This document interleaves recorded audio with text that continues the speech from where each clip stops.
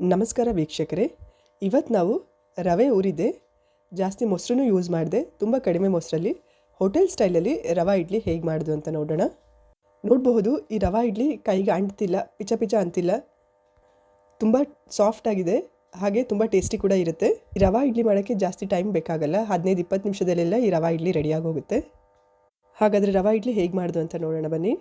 ಒಂದು ಬಾಣಲೆಗೆ 5 table spoon ಎಣ್ಣೆ ಹಾಕೊಳ್ಳೋಣ. ನಾರ್ಮಲ್ ಊಟ ಮಾಡ್ತೀವಲ್ಲ ಆ ಚಮಚ ಇಲ್ಲ, ಅದಕ್ಕಿಂತ ಸ್ವಲ್ಪ ದೊಡ್ಡ ಚಮಚದಲ್ಲಿ 5 ಚಮಚ ಎಣ್ಣೆ ಹಾಕ್ಕೊಂಡಿದ್ದೀನಿ. ಈ ರವೆ ಇಡ್ಲಿಗೆ ಎಣ್ಣೆನೇ ಜಾಸ್ತಿ ಇಂಪಾರ್ಟೆಂಟ್, ಸೊ ಎಣ್ಣೆ ಹಾಕಿದಷ್ಟು ಇಡ್ಲಿ ತುಂಬ ಸಾಫ್ಟಾಗಿ ಬರುತ್ತೆ. ಎಣ್ಣೆ ಬಿಸಿ ಆದಮೇಲೆ 1 ಚಮಚ ಸಾಸಿವೆ, 2 ಹಸಿರು ಮೆಣಸಿನ್ಕಾಯಿನ ಸಣ್ಣದಾಗಿ ಕಟ್ ಮಾಡ್ಕೊಂಡಿದ್ದೆ, ಅದನ್ನು ಹಾಕುತ್ತಿದ್ದೀನಿ. ನಿಮಗೆ ಖಾರ ಜಾಸ್ತಿ ಬೇಕು ಅಂದರೆ ಇನ್ನೊಂದು ಸ್ವಲ್ಪ ಜಾಸ್ತಿ ಹಸಿರು ಮೆಣಸಿನ್ಕಾಯಿ ಹಾಕೋಬಹುದು. 1 ಚಮಚ ಕಡಲೆಬೇಳೆ, 1 ಚಮಚ ಉದ್ದಿನಬೇಳೆ ಹಾಕ್ಕೊಂಡು ಎಲ್ಲನೂ ಸ್ವಲ್ಪ ಲೈಟಾಗಿ ಗೋಲ್ಡನ್ ಕಲರ್ ಆಗೋ ತನಕ ಫ್ರೈ ಮಾಡ್ಕೊಳ್ಳೋಣ.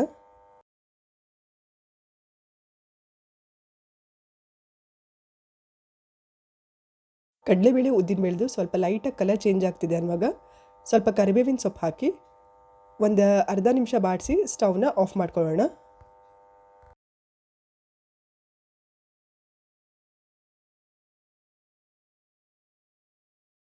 ಸ್ಟವ್ ಆಫ್ ಮಾಡಿದ ಮೇಲೆ ಒಗ್ಗರಣೆಗೆ 1 ಲೋಟ ಉಪ್ಪಿಟ್ಟು ರವೆ ಅಥವಾ ಮೀಡಿಯಮ್ ರವೆ ಹಾಕ್ಕೊಳ್ಳೋಣ.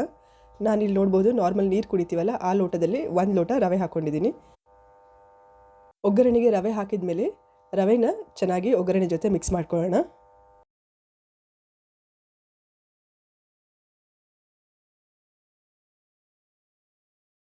ರವೆ ಒಗ್ಗರಣೆ ಜೊತೆ ಚೆನ್ನಾಗಿ ಮಿಕ್ಸ್ ಆದಮೇಲೆ ಈ ಒಗ್ಗರಣೆ ರವೆನ ಒಂದು 5 ನಿಮಿಷ ರೆಸ್ಟ್ ಮಾಡೋಕ್ಕಿಡೋಣ. 5 ನಿಮಿಷ ಆಗಿದೆ ಒಗ್ಗರಣೆ ರವೆನ ರೆಸ್ಟ್ ಮಾಡೋಕ್ಕಿಟ್ಟು. ನಾವು ಈಗ ಯಾವ ಲೋಟದಲ್ಲಿ ರವೆ ತೊಗೊಂಡಿದ್ವಿ ಅದೇ ಲೋಟದಲ್ಲಿ ಅರ್ಧ ಕಪ್ ಮೊಸರು ತೊಗೊಂಡು ರವೆಗೆ ಹಾಕಿ ಎಲ್ಲನೂ ಚೆನ್ನಾಗಿ ಮಿಕ್ಸ್ ಮಾಡ್ಕೊಳ್ಳೋಣ.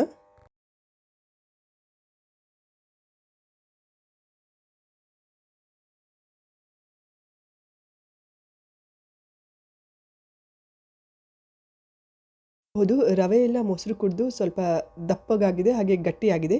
ಈಗ ಈ ಮಿಕ್ಸ್ಚರ್ನ ಒಂದು 5 ನಿಮಿಷ ರೆಸ್ಟ್ ಮಾಡೋಕ್ಕಿಡೋಣ.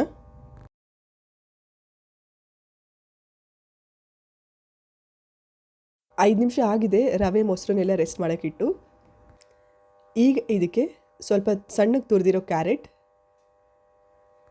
ಸ್ವಲ್ಪ ಹಸಿ ಬಟಾಣಿ ಇಲ್ಲ ಅಂದರೆ ನೆನೆಸಿಟ್ಕೊಂಡಿರೋ ಬಟಾಣಿನಾದರೂ ಹಾಕೋಬಹುದು, ಇಲ್ಲಾಂದರೆ ಬಟಾಣಿ ಸ್ಕಿಪ್ ಕೂಡ ಮಾಡಬಹುದು. ಸ್ವಲ್ಪ ಕೊತ್ತಂಬರಿ ಸೊಪ್ಪು, ರುಚಿಗೆ ತಕ್ಕಷ್ಟು ಉಪ್ಪು ಹಾಕೊಳ್ಳೋಣ.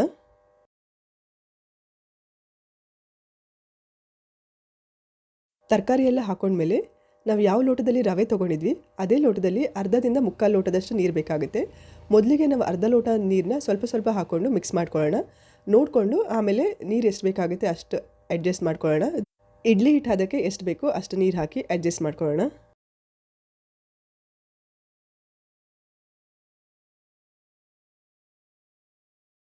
ನೋಡಬಹುದು, ಈ ಅದಕ್ಕಿದ್ರೆ ಆಯಿತು ಹಿಟ್ಟು. ಈಗ ಈ ಇಡ್ಲಿ ಹಿಟ್ಟಿಗೆ 1/4 ಚಮಚ ಸೋಡಾ ಹಾಕಿ ಇಡ್ಲಿ ಹಿಟ್ಟು ಜೊತೆ ಎಲ್ಲ ಚೆನ್ನಾಗಿ ಮಿಕ್ಸ್ ಆಗೋ ತನಕ ಮಿಕ್ಸ್ ಮಾಡ್ಕೊಳ್ಳೋಣ. ಸೋಡಾ ಬೇಡ ಅಂತ ಹೇಳಿದರೆ ನೀವು ಒಂದು ಇನ್ನೋ ಸ್ಯಾಶೆ ಕೂಡ, ಫುಲ್ ಸ್ಯಾಶೆ ಕೂಡ ಹಾಕೋಬಹುದು.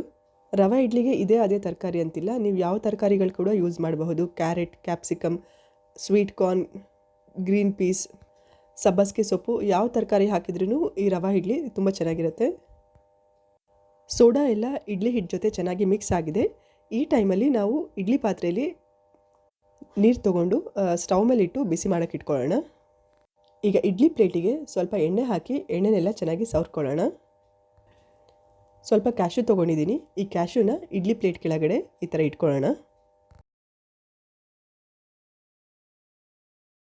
ನಾವು ರೆಡಿ ಮಾಡಿ ಇಟ್ಕೊಂಡಿರೋ ರವೆ ಇಡ್ಲಿ ಹಿಟ್ಟನ್ನು ಈಗ ಎಲ್ಲ ಇಡ್ಲಿ ಪ್ಲೇಟ್ಗೂ ಹಾಕ್ಕೊಳ್ಳೋಣ.